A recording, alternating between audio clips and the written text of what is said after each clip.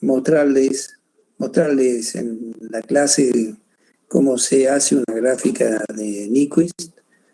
Y bueno, estuve escaneando un ejemplo. ¿Me están recibiendo bien allí, chicos?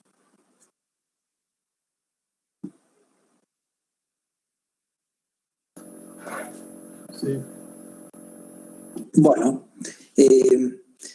entonces hoy vamos a terminar con respecto a frecuencia, que si bien parece un tema, y es, más que parece, es un tema tedioso, pero es importante para comprender después en el análisis de estabilidad de los sistemas de control, de dónde o cómo salen las gráficas que se muestran, tanto en Bode como en Nyquist o Nyquist, si alguno lo quiere llamar así. Entonces habíamos visto, dentro de lo que es la representación en Bode, que todo lo que vimos desde un comienzo hasta llegar a la gráfica de Bode partiendo de una función de transferencia, en realidad en la práctica se utiliza el proceso contrario, armar a partir de una gráfica, realizar aproximaciones asintóticas y a partir de allí encontrar la función de transferencia. Como verán, si queríamos intentar analizar esto de atrás para adelante, bueno, si aún así es tedioso para comprenderlo, aquí no hubieran entendido absolutamente nada, por eso todo el proceso de explicación que les di. Y más tedioso aún es leerlo en los libros que no son tan claros tampoco de cuál es el concepto real que se persigue sobre el tema.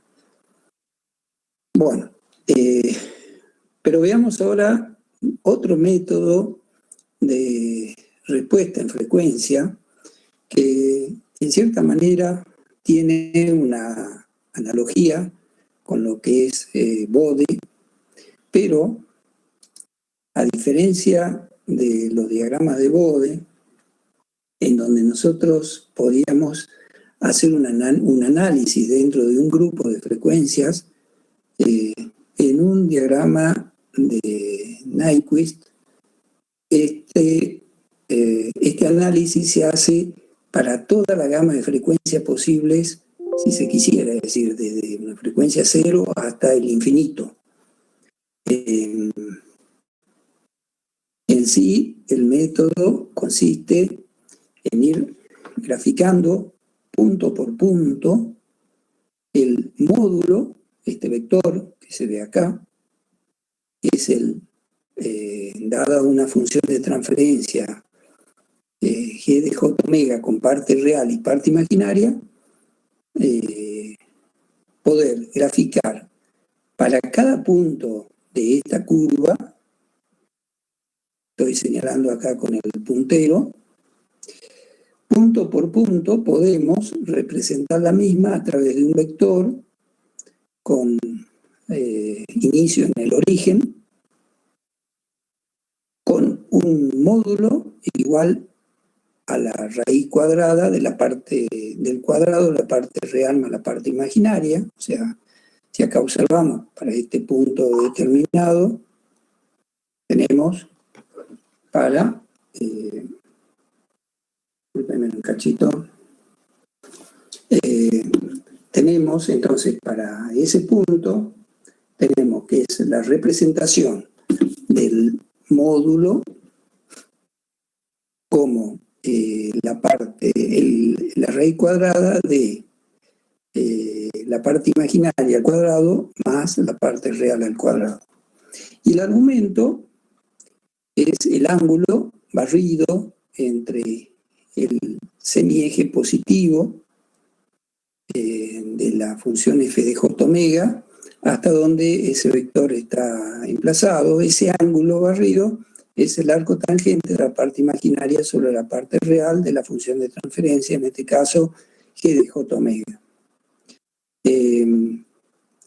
Básicamente, eso es lo que nos representa el diagrama de Nyquist. Uno lo ve como que es bastante abstracto, pero nos permite, sobre todo, este diagrama, poder luego hacer el análisis de estabilidad de un sistema de control dado en forma mucho más visible que un diagrama de Bode. Entonces, como les escribo acá, las ventajas es que en una sola gráfica podemos encontrar la respuesta de frecuencia de un sistema dado en un rango completo, desde 0 hasta infinito, de cualquier función de transferencia. Y la desventaja, como un poco ya se los mencioné, es que no nos va indicando tan claramente, o sea, si nosotros tomamos cualquier punto de estos, cómo contribuirían dentro de todos los factores que constituyen una función de transferencia. En Bode podíamos saber exactamente cómo contribuían los factores que estaban en el numerador y los que estaban en el denominador. En este caso no. Fíjense en que esta curva, así como la vemos, salvo conocer el módulo y el argumento, no nos da otro tipo de información. Con lo cual uno podría pensar que ambas gráficas tienen sus pros y sus contras, y en realidad es así. Ambas gráficas se utilizan para el análisis de estabilidad de cualquier sistema de control. Entonces, esa es la representación de un sistema cualquiera.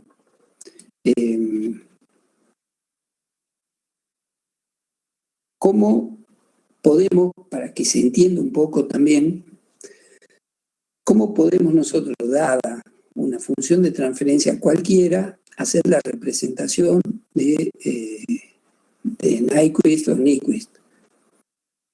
Podemos entonces calcular el módulo como el raíz cuadrada de la parte real y la imaginaria.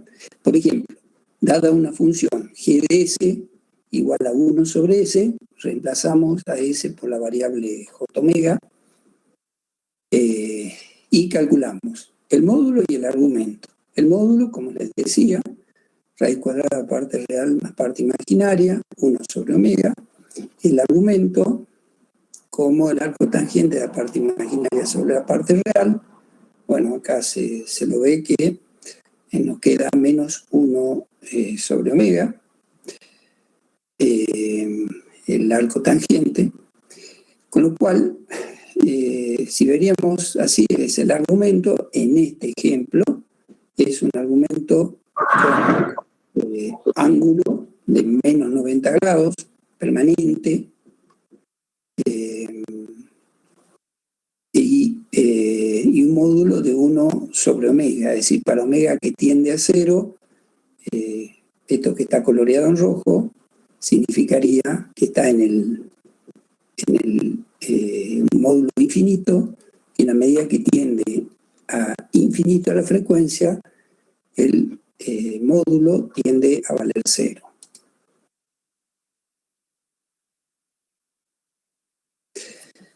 Veamos esta otra representación y en realidad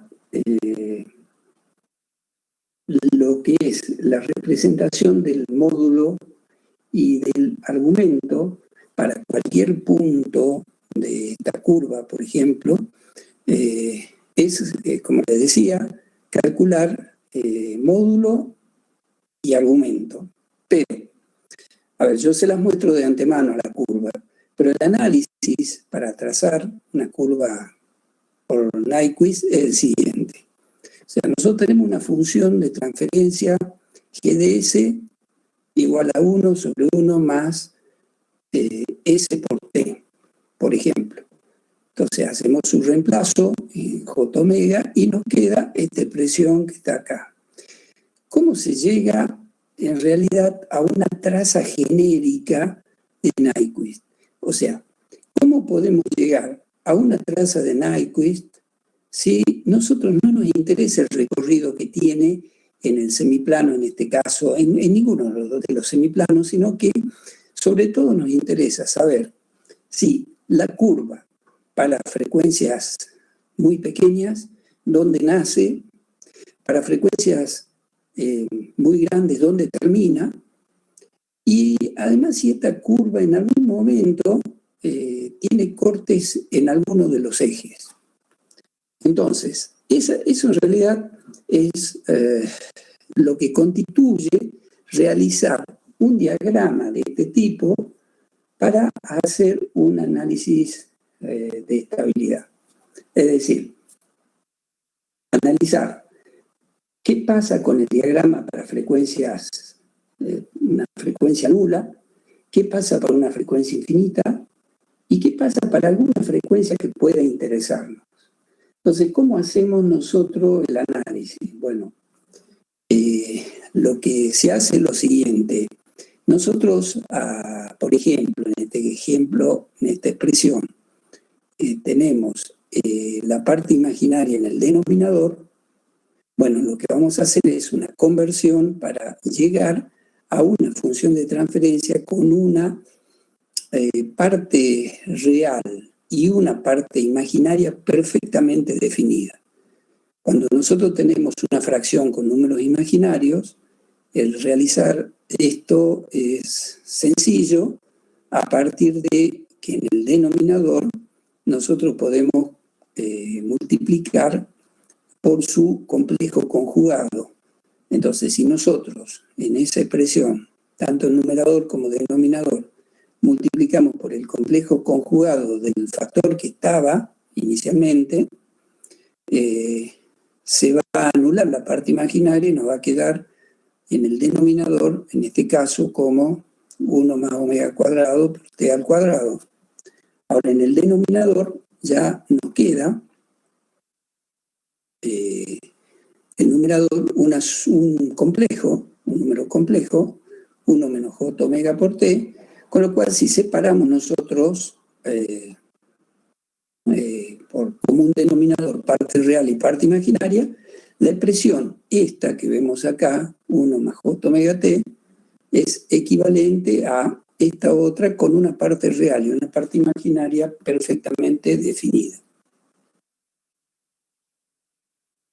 A partir de ahí hacemos un análisis aproximado de frecuencias y decimos, en este caso, ¿qué pasa para una frecuencia omega que vale 0? Bueno, en este caso, fíjense, se anula el denominador omega cuadrado t al cuadrado, con lo cual la parte real vale 1. Y la parte imaginaria, fíjense que se anula el omega cuadrado t cuadrado, pero en el numerador tenemos omega, o sea que se anula también, con lo cual esto nos quedaría 1 menos J0. Si bien es nula, esto nos significa que para una frecuencia inmediatamente más grande que la frecuencia inicial igual a 0, esto comenzaría a crecer con signo negativo. Y eso sí es importante. Entonces, nosotros sabemos que en la gráfica, en la medida que omega empiece a crecer, la gráfica se va si tomamos el semiplano derecho superior, semiplano izquierdo, semiplano derecho inferior, empieza esta función a crecer hacia este semiplano, o hablemos de cuadrante, primer cuadrante, segundo cuadrante. Se desplaza hacia el segundo cuadrante. ¿Qué forma tiene esta curva? Es decir, se va pegada al eje real, se va hacia, no sé, tomando un valor real más grande. No nos interesa, nos interesa saber que comienza a descender, se va a desarrollar esa gráfica en este semiplano. Ahora hagamos el análisis para frecuencias muy altas. Nos vamos directamente a infinito. En este caso, por supuesto, el denominador va a ser infinito, con lo cual la parte real es nula. Y la parte imaginaria también, porque tenemos que el denominador es mucho más grande que el numerador, con lo cual también es nula. Con lo cual, nosotros tenemos que parte real vale 0 y parte imaginaria vale 0. Pero la representación en realidad no tiene que ser tomada de esa forma, sino de esta otra. 0 menos J0. Es decir, nosotros llegamos al origen, porque 0, J0 es el origen de esta gráfica, con parte real positiva y con parte imaginaria negativa. O sea que nosotros hemos arrancado con una curva que no sabemos, no nos importa hacia dónde va, pero arrancamos con una curva que se va al segundo cuadrante y una curva que viene por el segundo cuadrante, que no nos importa por dónde viene, y llega al origen. ¿Qué hay en el medio? Si esta curva hizo esto, vino para acá, se fue, volvió, se fue para allá, volvió, no nos interesa. Nos interesa saber que nació en un punto determinado y llegó a otro punto determinado, en este caso el origen. Lo que sí nos puede interesar, y que para el análisis de estabilidad puede interesar, es si hubo cortes en los ejes. Entonces, ¿cómo sabemos si una función, si un número imaginario corta en algún punto al eje real, positivo o negativo, o al eje imaginario positivo o negativo? Bueno, cuando corta, por ejemplo, al eje real, tendría que hacerse la parte imaginaria igual a 0. Entonces, vemos que corte en el eje real es parte imaginaria igual a 0, o sea, anulamos este factor, nunca vamos a tener un corte, observamos acá, nunca vamos a tener un corte en el eje real. Lo mismo para el análisis de corte en el eje imaginario. O sea, para que haya corte en el eje imaginario, la parte real tiene que ser igual a 0. Bueno, supongamos que esto fuera igual a 0, que nunca lo va a ser, salvo para frecuencias infinitas. Esta otra tampoco va a cortar en ningún punto, salvo para una frecuencia infinita. Con lo cual, nosotros tenemos que acá no hay cortes en ninguno de los ejes. Esto un poco nos significa que puede realizar esta curva, tener esta función. Aguárdenme un momento, chicos.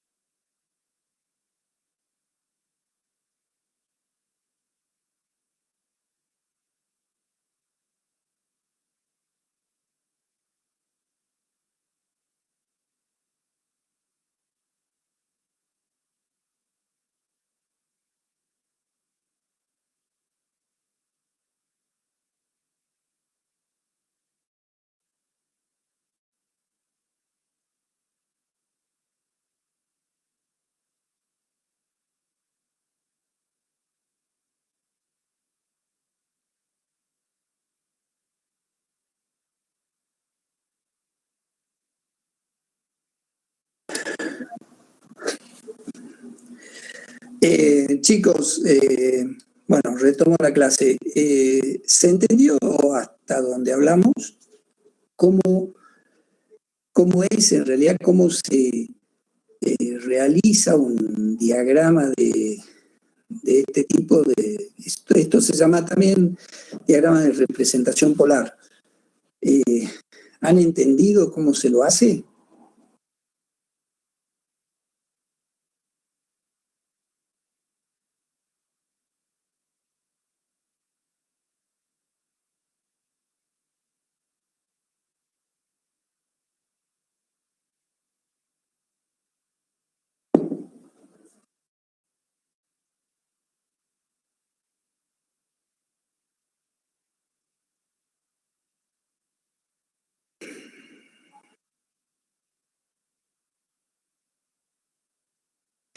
Eh, bueno, continuemos un poquito más. Si ustedes entienden, eh, a ver, no les voy a pedir que se pongan a hacer una gráfica, o tal vez puede ser una gráfica así muy, muy sencilla. Me interesa sí que se entienda el concepto de cómo se grafica un diagrama de este tipo. Fíjense que si yo hacía para este diagrama, me remitía a hacer la gráfica de módulo y de fase, punto por punto, el análisis que yo en realidad debía hacer es el siguiente.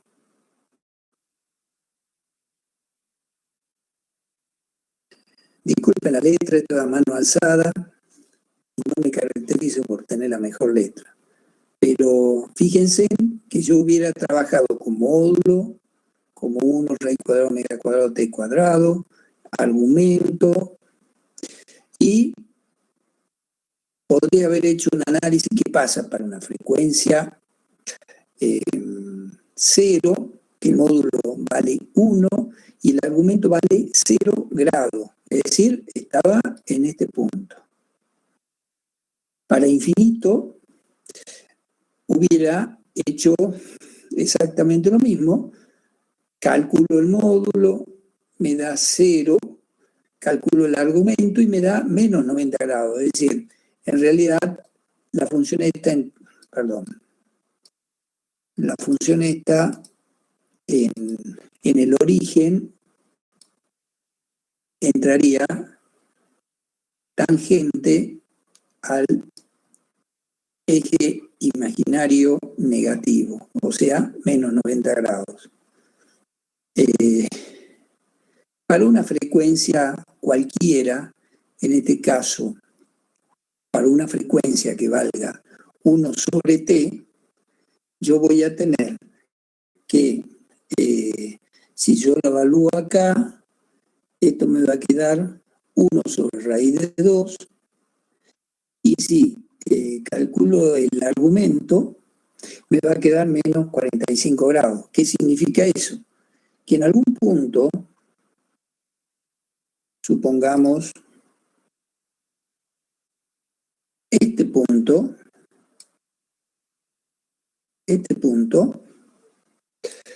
yo voy a tener, si yo hiciera la representación en ese punto, yo tendría un vector con un módulo de 1 sobre raíz de 2 y con un argumento de menos 45 grados, que como les decía, es el ángulo que toma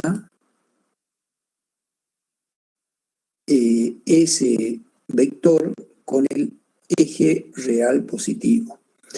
Me sirve esta metodología para conocer exactamente cuánto vale en algún punto que a mí me interese, la función, pero no para otra cosa. Si yo quiero, entonces, hacer una gráfica rápida, yo tendría que hacerlo de esta otra manera. Entonces, lo más laborioso acá es transformar la función que yo quiera graficar en una función con parte real y parte imaginaria perfectamente definida.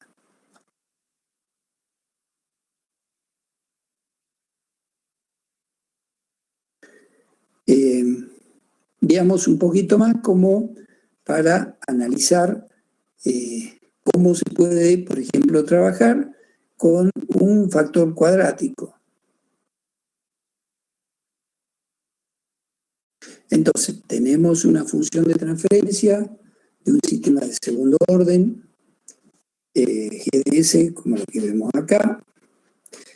Sabemos que la frecuencia natural del sistema era 1 sobre tau, sobre el periodo, con lo cual nosotros a esta función de transferencia la podemos reemplazar en esta otra, y que haciendo reemplazo de S por J omega y ajustando parte real e imaginaria, llegamos a una expresión como esta, sin todavía haber hecho nada en el, o sea, hemos convertido o la hemos ordenado un poquito a la expresión para tener en el denominador una parte real perfectamente definida y una parte imaginaria. Entonces, de esta función con estas características, el módulo nos da una expresión como esta que vemos acá. Acá me olvidé de colocar el cuadrado, corríjanlo. Entonces 1 menos omega cuadrado, omega sub n al cuadrado, más la parte imaginaria al cuadrado. Y el arco tangente, como esto está, como el número complejo está en el denominador, sería con signo menos de la parte imaginaria sobre la parte real. Siempre hablando de valores de zeta mayores que 0. Entonces, sigamos un poquito más adelante.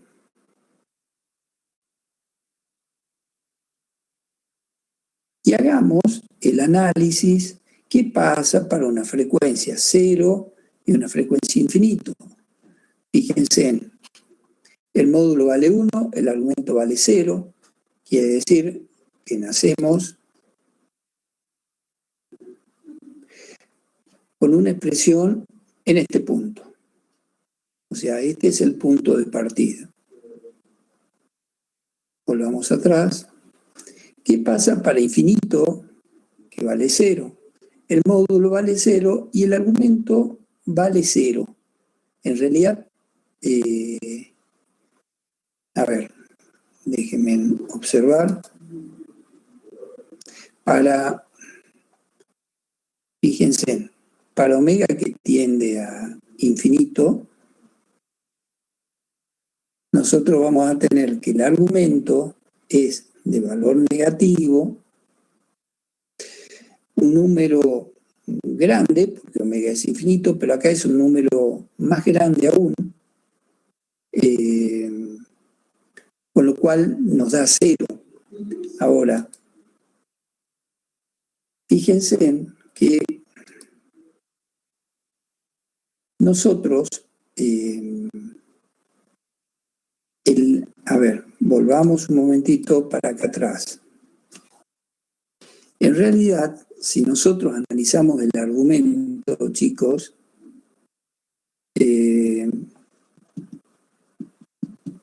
déjenme ver. El argumento, fíjense que no es tan fácil si uno quiere resolverlo por esta forma, porque nos daría un argumento de, como tenemos un denominador mucho más grande, nos va a quedar en realidad, a ver, no, nosotros tenemos al ser el denominador mucho más grande, esto nos queda como 0, pero un 0 negativo. Entonces, nos quedaría como el arco tangente de, en realidad, un cero negativo, o lo que es lo mismo, nos daría 180 grados. O sea, en vez de darnos 0, es 180 grados por tener signo negativo el coeficiente al que se le está sacando el arco tangente.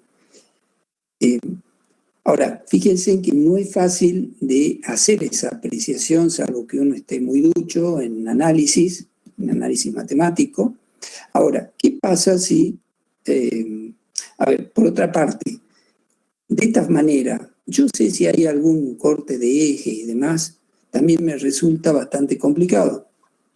Entonces, trabajemos de la forma que les decía yo, en la que yo tengo la expresión con un número complejo en el denominador y la quiero pasar a una expresión de g de j omega con parte real perfectamente definida y parte imaginaria perfectamente definida.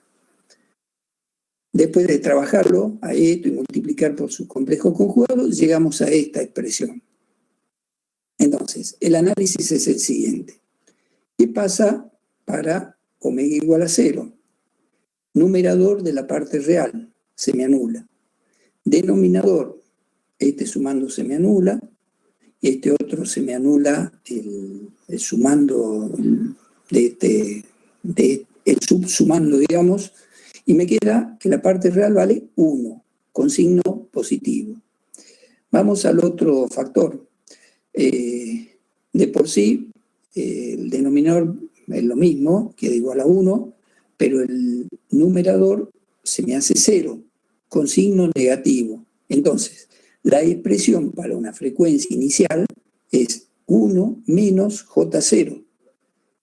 Eso a mí me indica, si yo hago la representación gráfica, que de por sí la salida es para abajo. No sé si va para allá,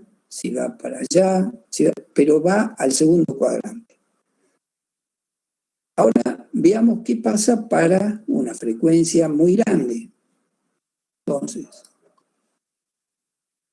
volvemos a la expresión esta y analizamos qué pasa cuando omega valga infinito. Cuando omega valga infinito, en el numerador va a ser predominante el omega cuadrado sobre omega sub n, es decir, va a tener un signo negativo. Antes que nada, negativo. En el denominador, vemos que es un omega cuadrado sobre omega sub n cuadrado al cuadrado, o sea, es más grande todavía el denominador que el numerador, con lo cual toda esta expresión correspondiente a la parte real tiende a valer 0, pero con el signo menos resultante de haber hecho esta simplificación. Entonces nos queda menos 0. ¿Qué pasa con la parte imaginaria?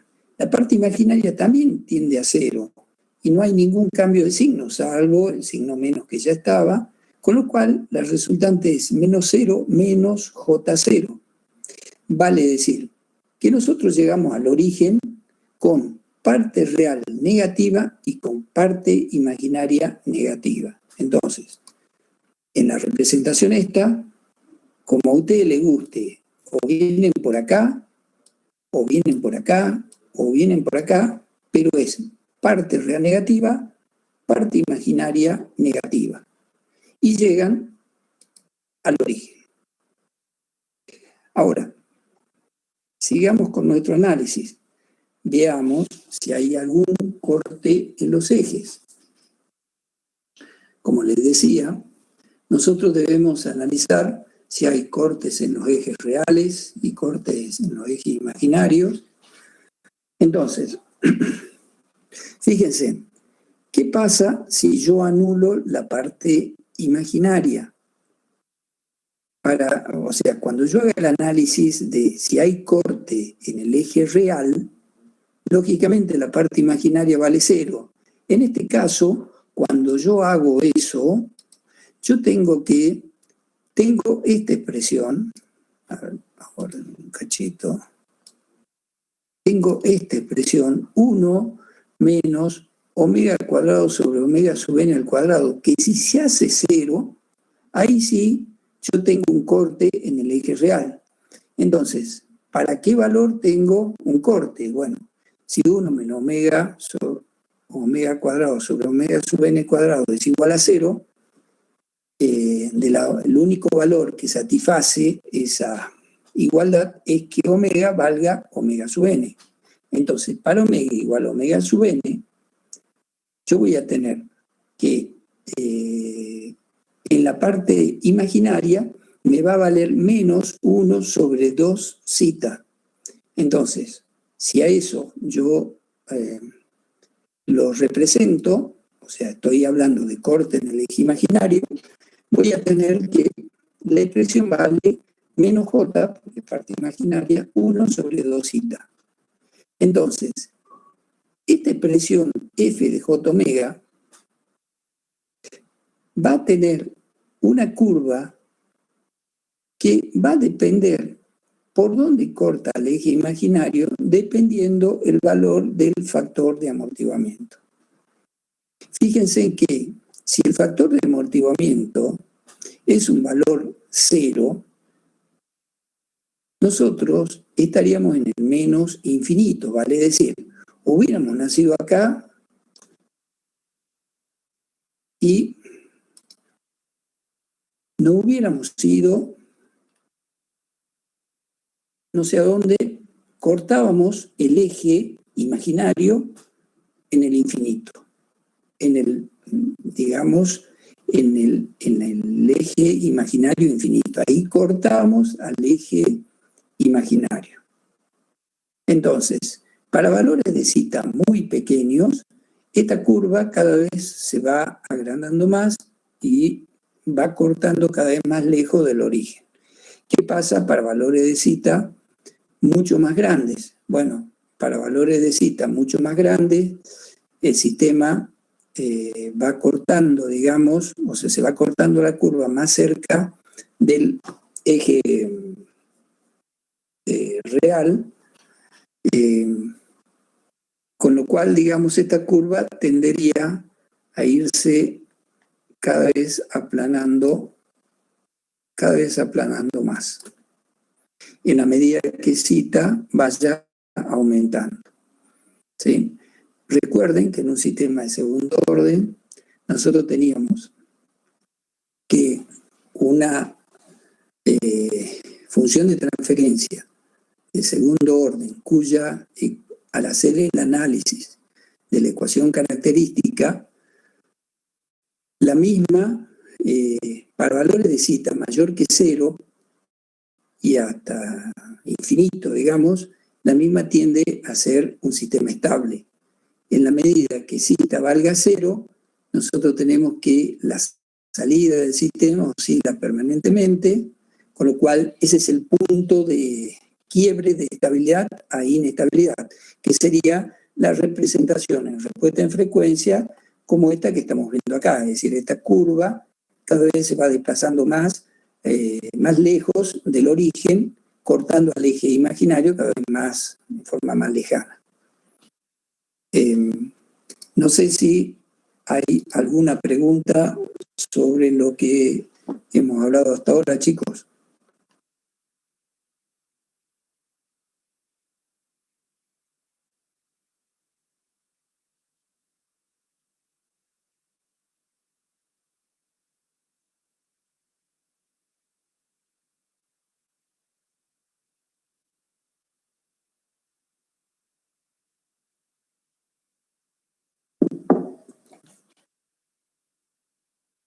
Bien. Bueno, ¿alguna duda hasta acá, chicos?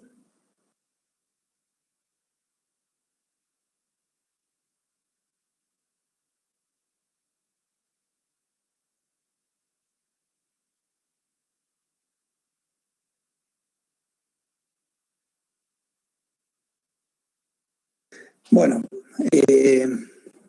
entiendo que si no hay respuesta es porque entendieron absolutamente todo. Entonces, continuamos. Distintas representaciones de los diagramas de Nyquist con análisis similares a lo que yo les he dado. Acá tenemos distintos ejemplos de respuesta en frecuencias que responden a ecuaciones, características, según lo que vemos acá. Son distintas formas y si ustedes quieren, pueden hacer el análisis y llegar a estas curvas resultantes. Hoy por hoy, lógicamente, con la ayuda de los sistemas informáticos, se puede llegar a conocer también estas curvas, ya que un sistema cualquiera puede representar, y en este caso hacer una representación punto a punto. Esto, como les digo, es una gráfica aproximada, intenta saber hacia dónde tiende la función de transferencia, cuando la frecuencia tiende a cero, cuando la frecuencia tiende a infinito, y si hay cortes o no en los ejes. La forma que tomen el cuadrante para el análisis, van a ver que no es necesaria, no es representativa en el análisis de la estabilidad.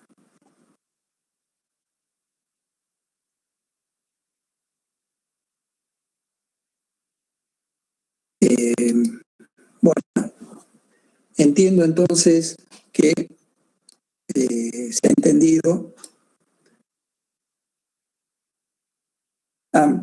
Bueno, Carlos, ¿qué pasa cuando la frecuencia es igual a la frecuencia natural? Sí, no hay problema.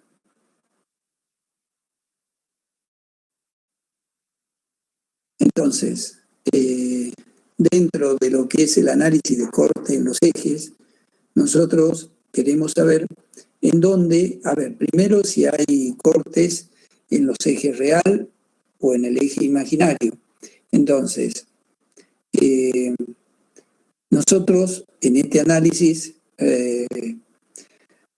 queremos ver, ¿hay corte? Vamos a hacernos esta pregunta. ¿Hay corte en el eje real? Es decir, ¿hay alguna forma que si nosotros tenemos esta representación y queremos saber si esta respuesta en frecuencia corta en algún punto al eje real, nosotros tendríamos que determinar que si hay corte en el eje real, en ese momento, para el corte en cualquier punto digamos, en cualquier lugar que queramos nosotros tener un corte en el eje real, la parte imaginaria vale cero. Entonces, nosotros nos vamos a esta expresión. ¿Hay un valor en que la parte imaginaria pueda hacerse cero? Sí, el único valor en que la parte imaginaria se puede hacer cero es cuando omega tiende a infinito, en realidad. Es decir, es cuando omega tiende a infinito o cuando omega tiende a cero. O sea, son los dos puntos en donde esta curva llega a tocar un valor, digamos, de parte imaginaria igual a cero. Ahora, hacemos también el análisis si hay corte en el eje imaginario. ¿Cómo vamos a determinar si hay un corte en el eje imaginario? Haciendo la parte real igual a cero. En este caso, ¿podemos hacer la parte real igual a cero? Sí, fíjense que en la parte real de la función de transferencia se puede anular cuando la frecuencia sea igual a la frecuencia natural. En ese momento en que la frecuencia es igual a la frecuencia natural del sistema, el sistema corta, o sea, la función de transferencia corta al eje imaginario. Entonces, en ese punto, cuando corta el eje imaginario, la función de transferencia g de j omega vale menos j por 1 sobre 2 zeta, donde zeta es el factor de amortiguamiento.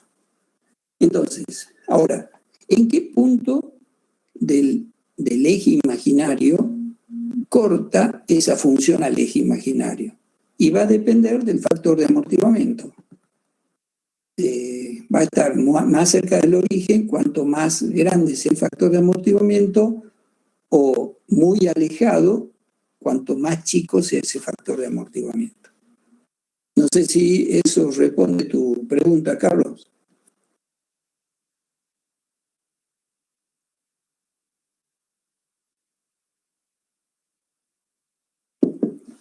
Bien. Esto es una... a ver, yo escaneé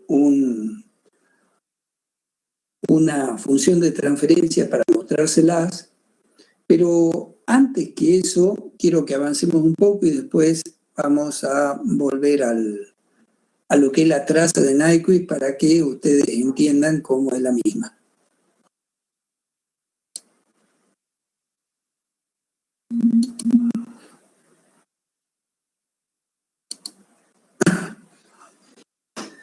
Bueno, dentro de lo que es las gráficas en diagramas polares, hay un teorema que es el teorema de la transformación, en el que, dada una función de transferencia en términos de S, donde S tiene una parte real y una parte imaginaria, o sea, S es una variable auxiliar, y f de S tiene una parte real y una parte imaginaria en términos de S, para cuando la función S describe una traza cerrada en el plano S, en el plano f de S también se describe una traza cerrada. Es decir, se hace lo que se denomina un rodeo en cualquier punto del plano. Es decir, pensemos que hacemos un rodeo acá. En este punto también va a haber un rodeo, o sea, en este plano. Tenemos un rodeo acá, en este plano en algún lugar va a haber un rodeo. Siempre entonces que en el plano S haya un rodeo y el mismo sea cerrado, en el plano f de S también va a haber un rodeo. Vale decir, para cualquier punto del plano S va a haber un punto correspondiente en el plano f de S. Para cualquier punto. Entonces, a medida que se vaya describiendo una traza en el plano S, en el plano f de S también se va a describir una traza que podrá estar ubicada en algún lugar de ese plano. Entonces, dicho eso, nosotros tenemos que, dada una función de transferencia cualquiera, una función de transferencia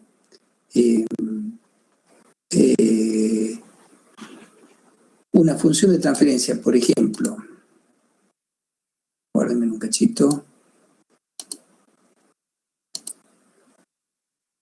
una función de transferencia cualquiera, por ejemplo esta, donde hay un numerador y hay un denominador, si la misma es, por ejemplo esta, es una función de transferencia de un sistema de segundo orden,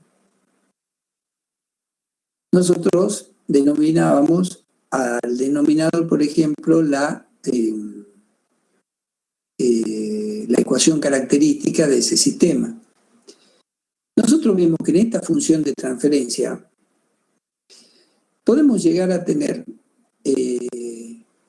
polos, o sea, raíces que anulen el denominador, o ceros, raíces que anulen el numerador.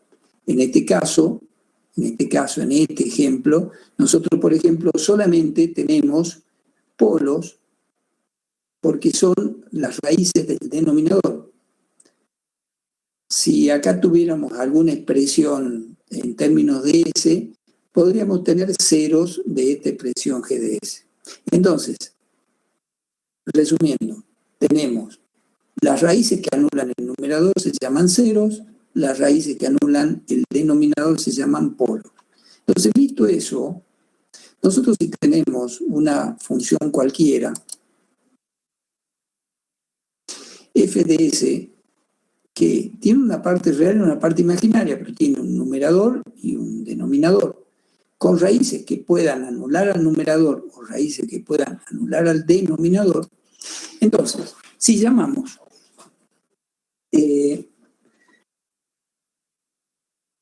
P polos de la función de transferencia f de s y Z ceros de la función de transferencia f de s, nosotros vamos a tener que si en el plano S nosotros rodeamos en forma cerrada un polo de la función de transferencia f de s, en f de s también va a haber un rodeo y este rodeo va a estar dado alrededor del origen.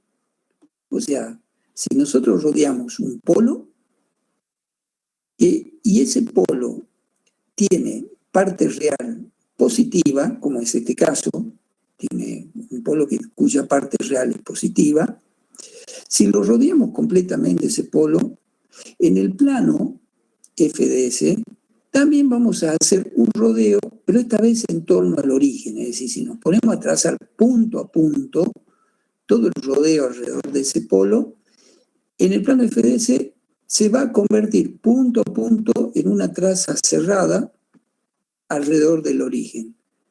Y esa traza, si alrededor del polo C de f de s se hizo en sentido horario,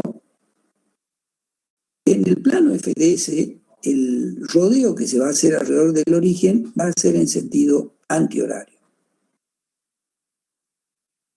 De la misma forma, si rodeamos un cero a parte real positiva de f de s, en el plano S, si lo rodeamos a ese cero, f de s también se va a describir una traza completamente cerrada, un rodeo, también alrededor del origen, pero en este caso en sentido horario.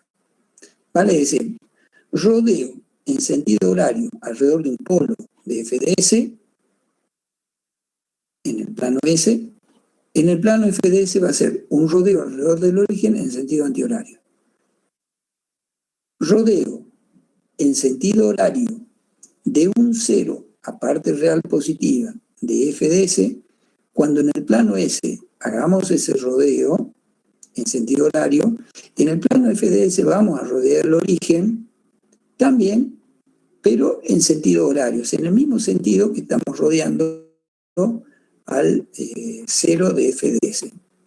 Entonces, visto esto del teorema este, nosotros tenemos que el número de rodeos es igual al número de ceros menos el número de polos.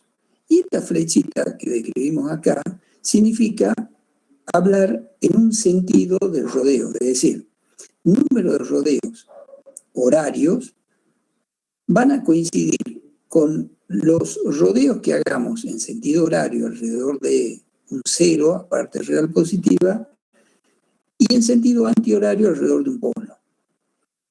Entonces, vista esta fórmula, nosotros tenemos que si rodeamos solamente un polo en sentido horario, vamos a tener que el número de sentido o el número de rodeos en el plano f de s, fíjense que va a ser igual a menos el número de polos. Quiere decir que esto nos indica que hay un rodeo, pero en sentido antihorario. De la misma forma, si nosotros vemos que tenemos solamente un cero, al rodearlo en sentido horario, el número de rodeos va a estar dado por depresión eta con signo positivo. ¿Qué significa esto? Estamos hablando de números de rodeos alrededor del origen. Entonces, quiere decir que si nosotros damos 5 vueltas alrededor de este cero en sentido horario, la función f de s también va a dar 5 vueltas en sentido horario alrededor del origen. Esto, por ahora, tómenlo así, porque es y corresponde a ese teorema de la transformación. Es decir, dado entonces un número complejo en términos de S, donde S a su vez es un número complejo, si nosotros rodeamos los polos o los ceros de la función f de S, la misma va a estar determinada por la diferencia entre la cantidad de ceros y polos que tenga.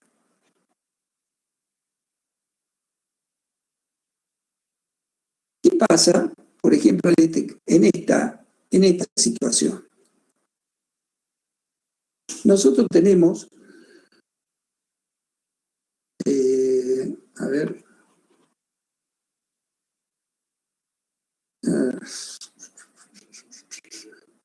no, este ejemplo se lo quise hacer, pero no está bien dado. No está bien dado, chicos. Por ahora no lo menciono esto, lo voy a corregir para no confundirlos. Vamos al caso D. ¿Qué pasa si, por ejemplo, tenemos un rodeo solamente alrededor de un cero? Por eso el punto este que se ve acá.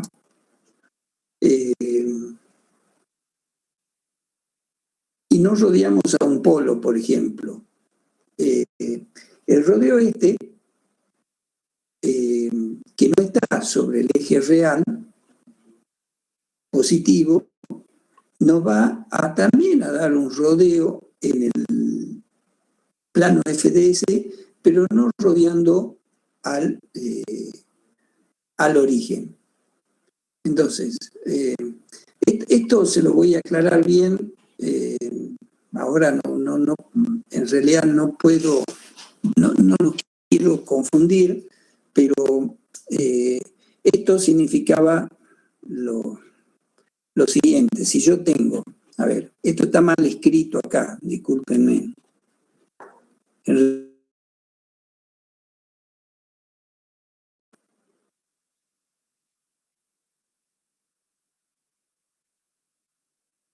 Si yo tengo el plano S, donde en ese plano tengo un cero y tengo un polo y tengo un cero, y hago un rodeo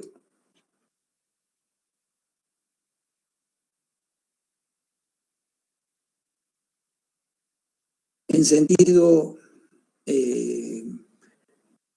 horario o anterior horario, no importa, alrededor de los mismos, voy a también describir un rodeo, pero no alrededor del origen. ¿Por qué?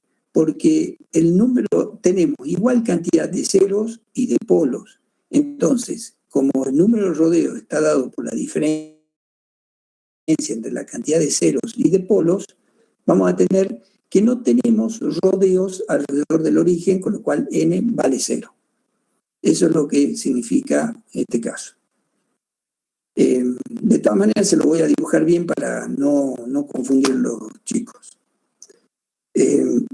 Esto del teorema de la transformación nos va a servir, y nos va a servir mucho, para entender el criterio de Nyquist para un sistema dado y poder analizar la estabilidad en el mismo. Entonces, lo que sí me interesa es que se entienda que, entonces, si nosotros tenemos una función de transferencia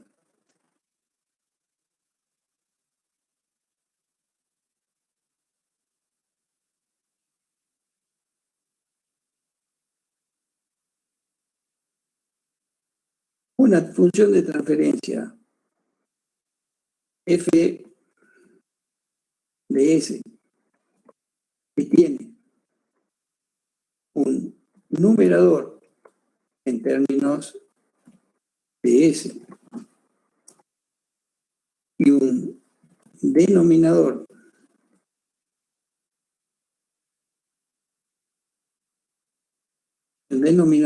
también en términos de S, los ceros del numerador es, digamos, lo vamos a representar como la letra Z y los ceros del denominador, o sea, los polos de f de S, lo vamos a representar por la letra P.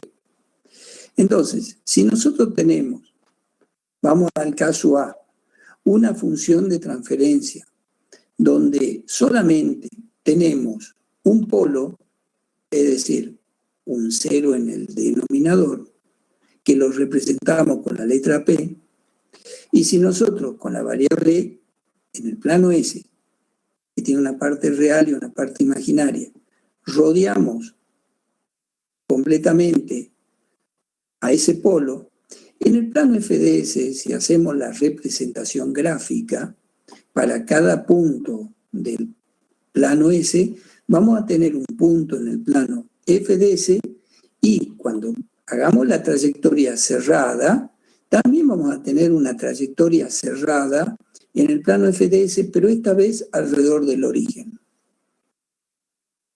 Si esa traza alrededor del plano S se hizo en sentido horario,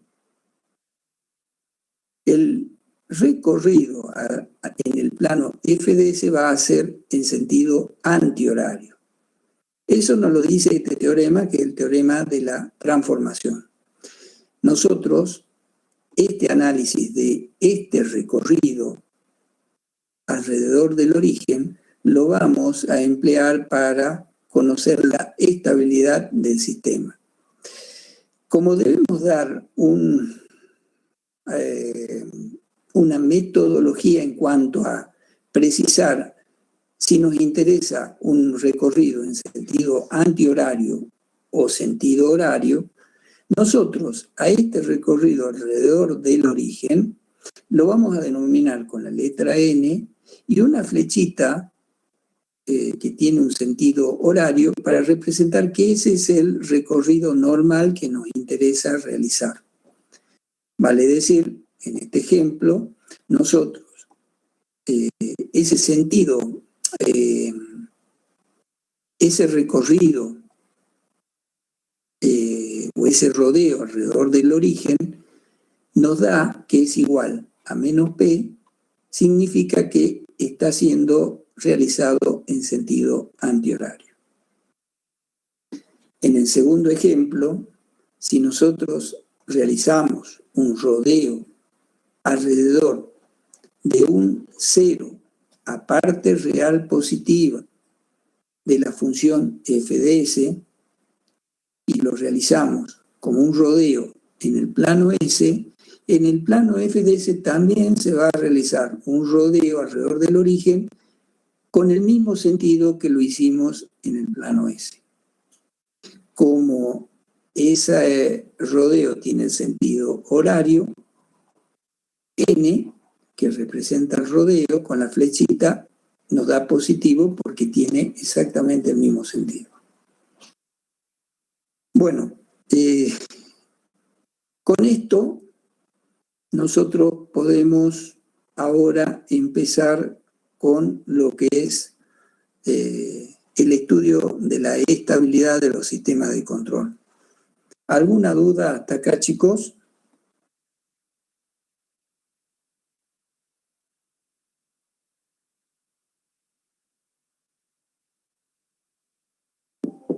Profe, en el caso B, entonces P es igual a 0. En el caso B, claro, nosotros en el caso B tenemos una función de transferencia que solamente tiene bueno, en este caso, que tiene un 0 aparte real positiva. Es simplemente eso. Por ejemplo, supongamos que tenemos otro 0 aparte real positiva. Y damos un rodeo alrededor de ambos ceros aparte real positiva, es decir, un 0,1 y un 0,2. Por ejemplo, supongamos una función de transferencia que tiene este valor, para que se entienda. Tenemos la función f de s, vamos a poner en mayúscula, f de s igual a s menos 1 por s menos 2.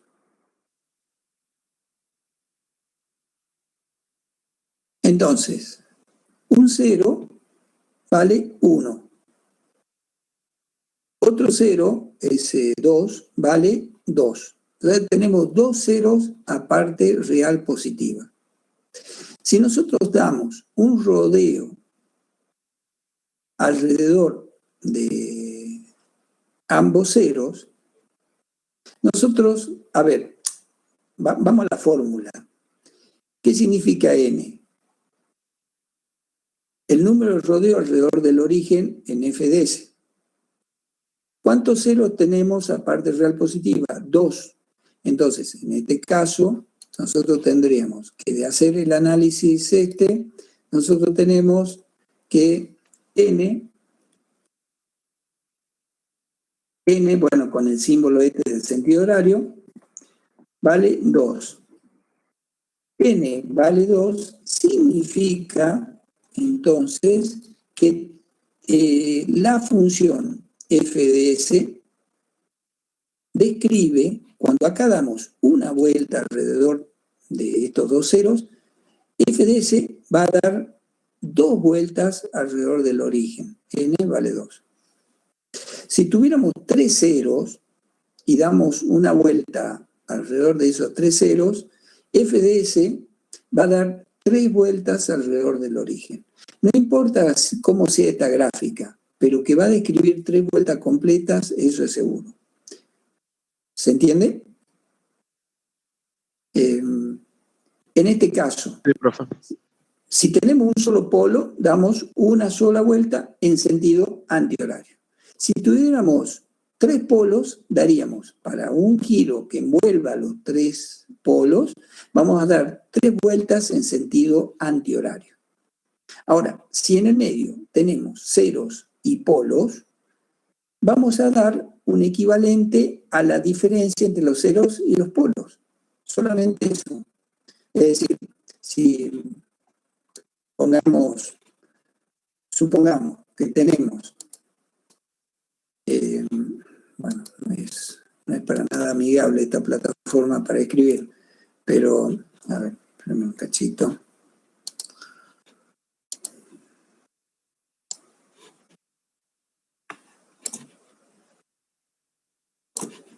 Si tenemos, por ejemplo,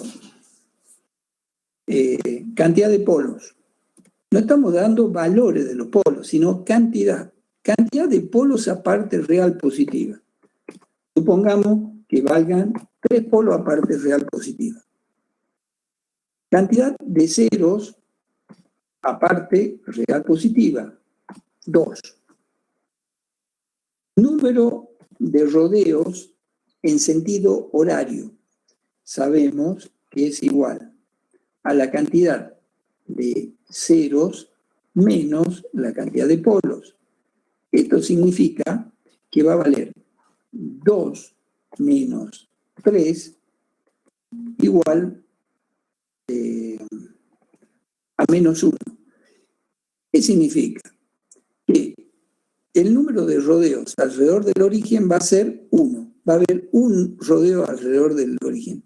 Ahora, como está con el signo menos, y como nosotros en forma normalizada dijimos que el rodeo es en sentido horario, al tener el signo menos quiere decir que ese rodeo va a ser en sentido antihorario. Eso es simplemente el significado. ¿Sí? Si en este ejemplo, por ejemplo, ahora tuviéramos al revés, tenemos 2 polos a parte real positiva y 3 ceros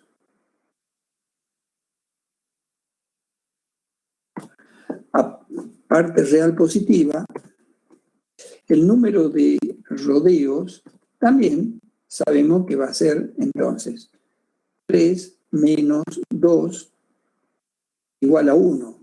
Quiere decir que vamos a tener un rodeo alrededor del origen en sentido horario. Ese es el significado que tenemos. ¿Está? ¿Me siguen? Sí, profe. Bien. Si se tiene en claro esto, entender el criterio de estabilidad de Nyquist es muy sencillo.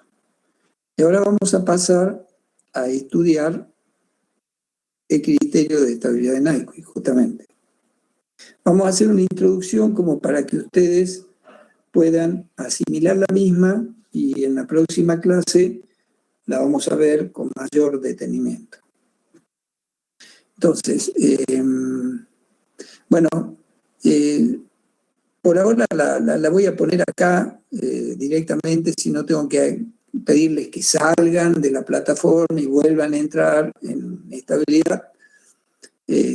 Prefiero que lo hagamos directamente acá. Voy a abrir pantalla y vamos a entrar en el criterio de estabilidad. Aguárdenme un momentito, chicos.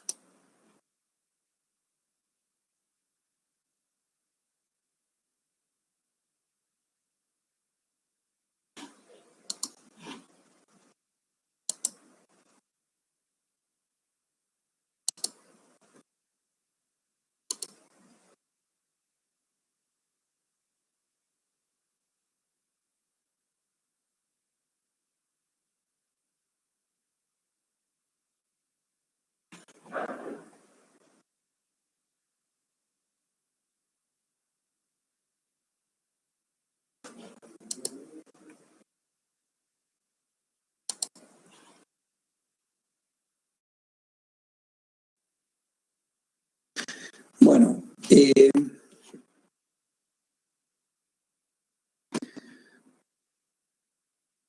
antes que nada, definamos a qué llamamos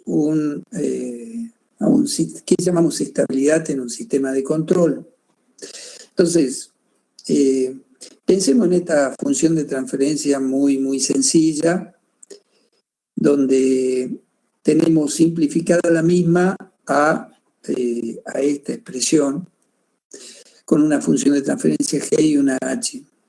Y pensemos que que es bueno, ya todos saben, un sistema de control realimentado.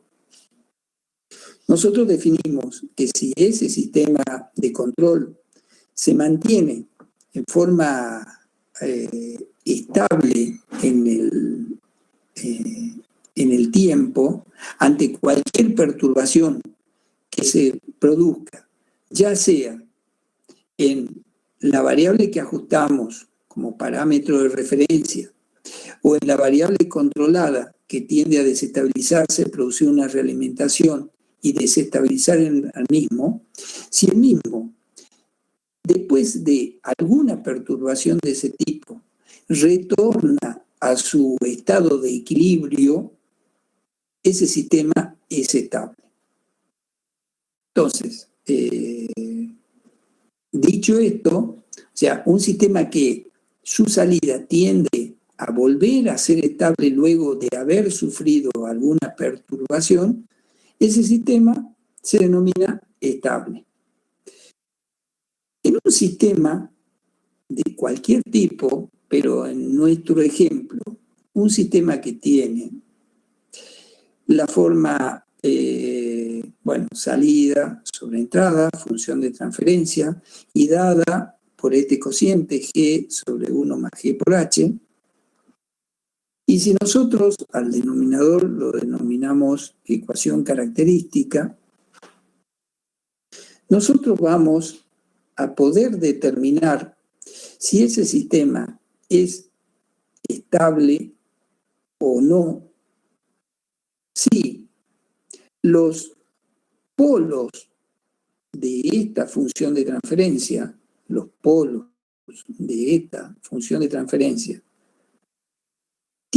si los mismos tienen parte real positiva, si algún polo tiene parte real positiva, el sistema es inestable. O sea, olvidándonos de cualquier tipo de análisis o representación, si nosotros entonces, dada esta función de transferencia de lazo cerrado, si la misma, los polos, algún polo tiene parte real positiva, es decir, que esté ubicada en este semiplano, el semiplano derecho, perdón, el sistema es inestable. Vale decir, si tiene, por ejemplo, un polo P sub 1, P sub 2, P sub 3, P sub 4 o P sub 5, el sistema va a ser inestable. Si no tiene polos a parte real positiva, el sistema va a ser estable. Hablar de polos de la función de transferencia de lazo cerrado es lo mismo que hablemos de los ceros de la ecuación característica. Es decir, cualquier cero de 1 más g por h sería un polo de la función f de s igual a c de s sobre r de s, es decir, a la función de transferencia de lazo cerrado. ¿Sí? Es importante que tengan en claro este tema, chicos. ¿Sí? Es decir, vuelvo a insistir en lo mismo. Dada una función de transferencia de lazo cerrado, cuya función de transferencia es CDS sobre RDS igual a G sobre 1 más G por H, esta función de transferencia tiene ceros, que serían las raíces del numerador, y polos, que serían las raíces del denominador. Si alguna de las raíces del denominador tiene una parte real positiva, el sistema es inestable y no hay vuelta. Sistema inestable. ¿Tá? Entonces,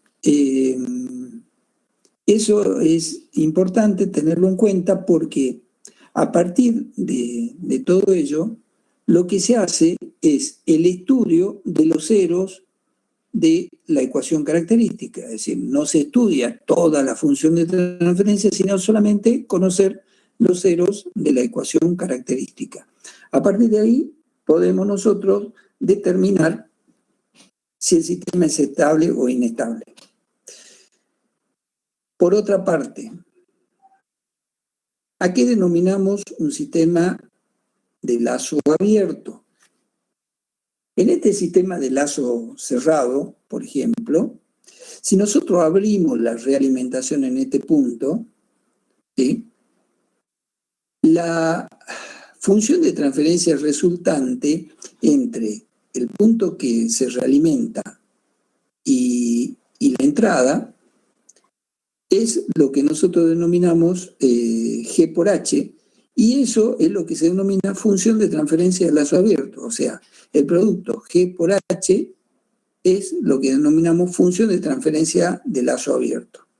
Es decir, recuerden, un sistema de lazo cerrado se puede convertir en un sistema de lazo abierto cuando se anula la realimentación, básicamente.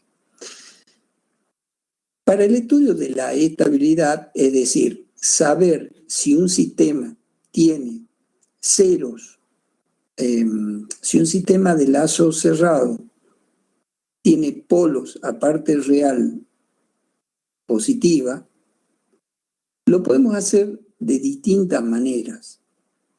Una de ellas es analizando la función 1 más g por h, es decir, saber de alguna manera si la misma contiene ceros.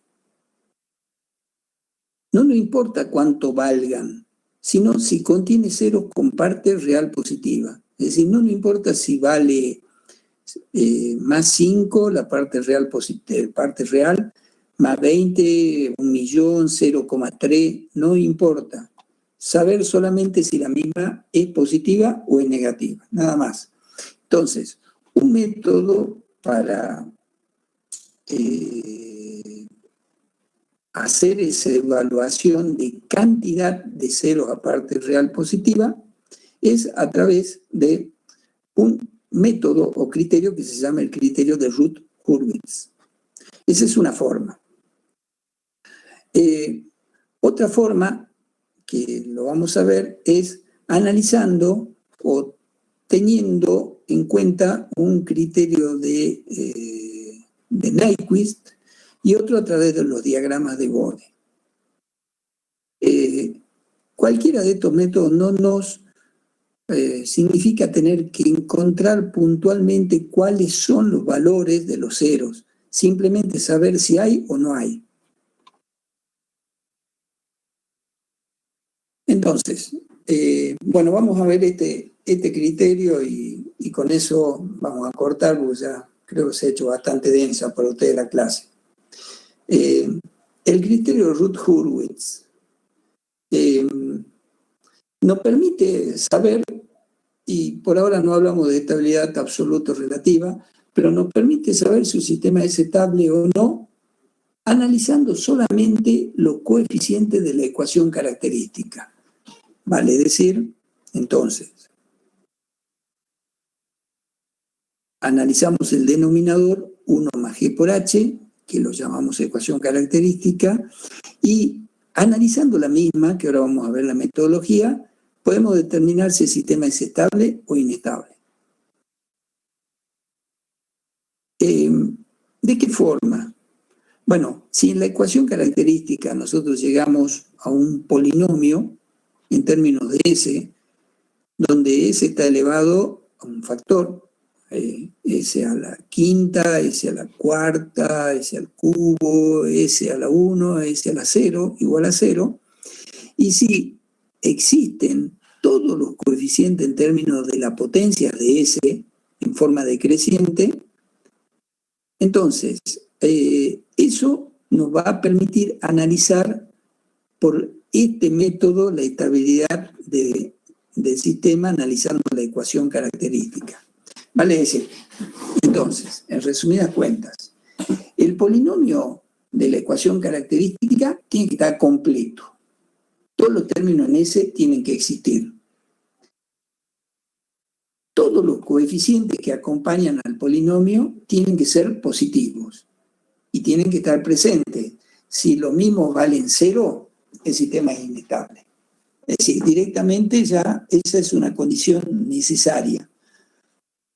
Ahora, no es suficiente tener completa la ecuación, sino que tenemos que analizarla de la siguiente forma. Asustan un poco los coeficientes, pero van a ver que es muy sencillo. Dado un polinomio completito de potencia n, con todos los términos que lo acompañan, coeficientes A0, A1 hasta A(n), nosotros armamos una tablita donde ubicamos el polinomio de mayor orden, S a la n, y escribimos S a la n-1, a la n-2, al cuadrado al 1, a la 0. Y vamos completando a un costado de esa tabla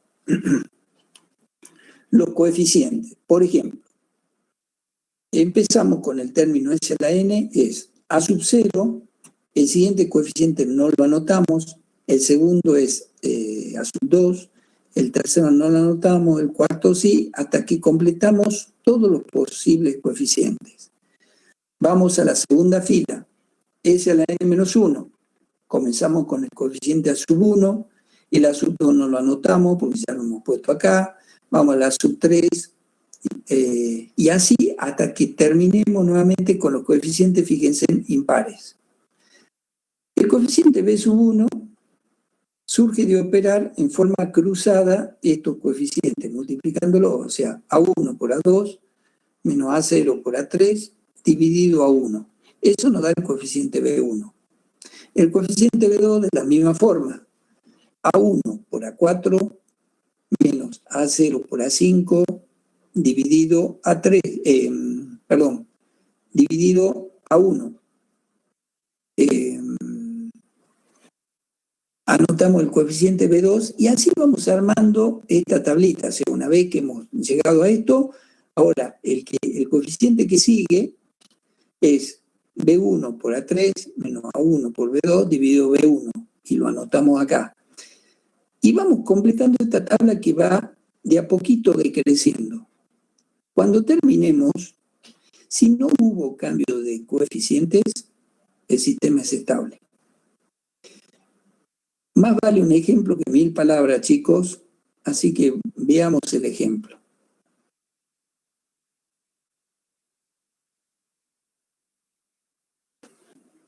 Tenemos esta función de transferencia, g por h igual a 1 sobre s al cuadrado, igual a 1 sobre s a la cuarta, 3s al cubo, 4s al cuadrado más 2s. La ecuación característica, dijimos, era 1 más g por h. Entonces, 1 más esta fracción, que si la resolvemos nos da este término. Lo único que vamos a hacer es analizar el numerador de este término. Entonces, colocamos los coeficientes. S a la cuarta, S al cubo, S al cuadrado, S a la 1 y S a la 0. Fíjense, primera condición, que esté completo el polinomio. Está completito. Segunda condición, que no haya ningún coeficiente 0. Ningún A1, A2, 0. Están completos. Lo tenemos completo, entonces ubicamos. Ahora, a partir de S a la cuarta, ubicamos. Primer término, el 1. El segundo, que es el 3, no lo ponemos. El tercero, el 4, lo ponemos. El quinto no lo ponemos y el sexto sí lo ponemos. 100. Vamos a la segunda fila. El primer término no, el segundo sí, que vale 3. El tercero no, el cuarto sí, que vale 2. Y de ahí ya se nos acabó. Entonces ahora operamos. 3 por 4, 12. Menos 2, 10. Dividido 3, 10 tercios. Vamos al segundo término de S al cuadrado. 3 por 100, 300. Dividido 3 es 100. Ahora, vamos al siguiente término. 10 tercios por 2 menos 300 dividido 10 tercios nos da menos 88. Y vamos al último término. Menos 88 por 100, bueno, nos da menos 8.800. ¿Sí es? Bueno, nos da un número dividido 88, no importa, nos da 100. Lo que nos interesa de todo esto es, habiendo cumplido las condiciones necesarias, pero no suficientes, hemos podido armar esta gráfica y ahora sí hacemos un análisis de esta columna. Y vemos, ¿se mantiene todo con signo positivo? No, no se mantiene con signo positivo. De 10 tercios pasa a menos 88 y después pasa a 100. Vale decir, de S al cuadrado a S hay un cambio de signo. Ya tenemos un 0 aparte real positivo. Y de S a S a la 0 hay otro cambio de signo, tenemos otro cero a parte real positiva. Conclusión, tenemos 2 ceros a parte real positiva y el sistema es inestable. Es tan sencillo como eso, chicos. Es más difícil explicarlo que hacer un ejercicio y entenderlo. Entonces, la condición de estabilidad del sistema de control según Ruth Hurwitz, que es la condición necesaria y suficiente para que todas las raíces de la ecuación característica queden en el semiplano izquierdo del plano S, es que todos los coeficientes sean positivos y que los términos en la primera columna del conjunto tengan signo positivo. Si se cumple esto, el sistema es estable. ¿Alguna pregunta de esto, chicos?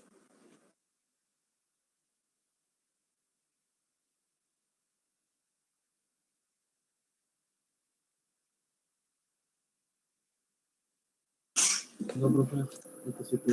Bueno, creo que es bastante denso para ustedes entenderlo y para mí explicárselos. Esto requiere estudio por parte de ustedes también.